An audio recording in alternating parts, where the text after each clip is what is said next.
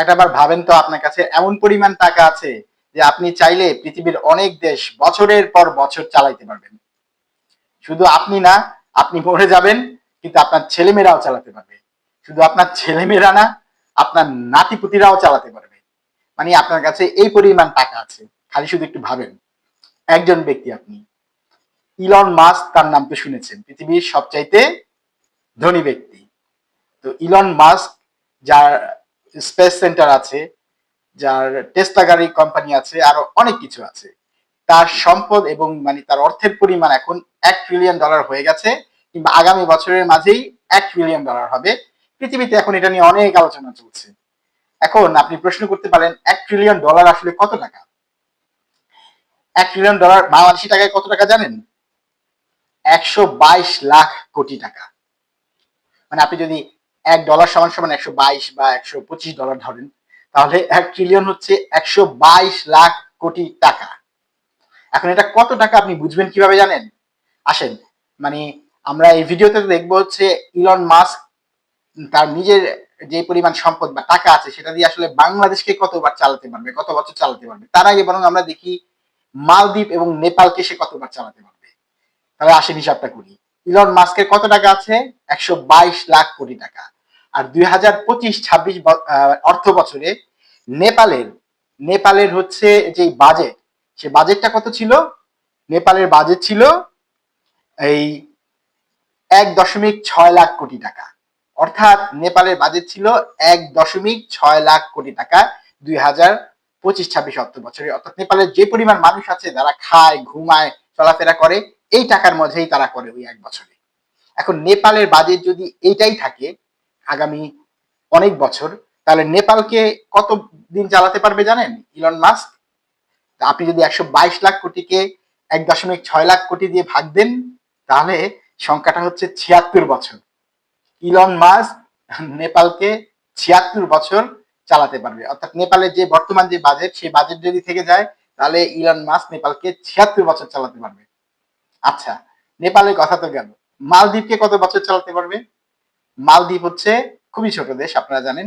এবং মালদ্বীপের যে বাজেট সেটা হচ্ছে 2025-26 বছরে ছিল 0.5 লাখ কোটি টাকা, মানে 0.5 লাখ কোটি টাকা। তাহলে আপনি 122 লাখ কোটি টাকাকে যদি 0.5 লাখ কোটি টাকা দিয়ে ভাগ দেন, তাহলে কত বছর চালাতে পারবে জানেন? তাহলে সংখ্যাটা কত আসে? 240 বছর। অর্থাৎ ইলন মাস্ক তার যে 122 লাখ কোটি টাকা আছে সেটা দিয়ে মালদ্বীপকে চালাতে পারবে 244 বছর।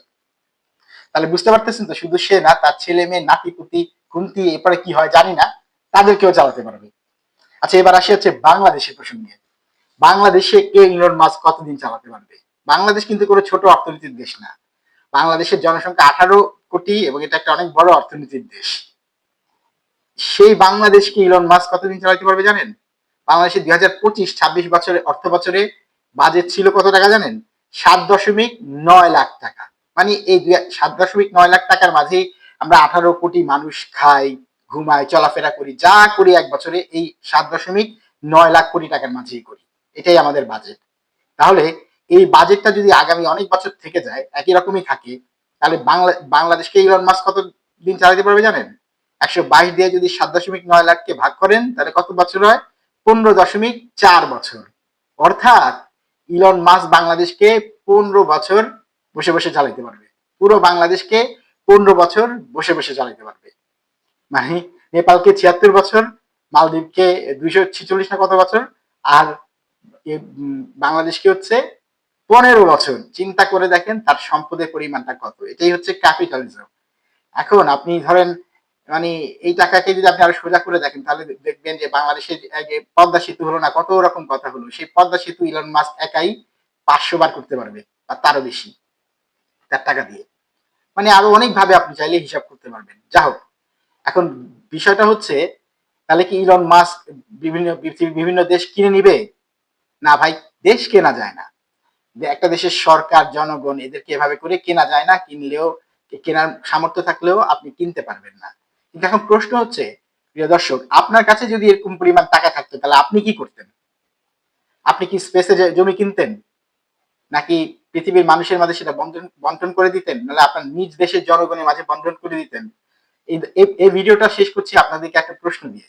আপনার কাছে যদি $1 ট্রিলিয়ন থাকতো বা 122 লাখ কোটি টাকা থাকতো এবং সেটা যদি পুরো বাংলাদেশের সবাইকে ইকুয়ালি বা সমান ভাগে ভাগ করে দেওয়া হইতো, তাহলে প্রত্যেকটা বাংলাদেশী কত টাকা পাইতো? আপনি একটু হিসাব করেন তো।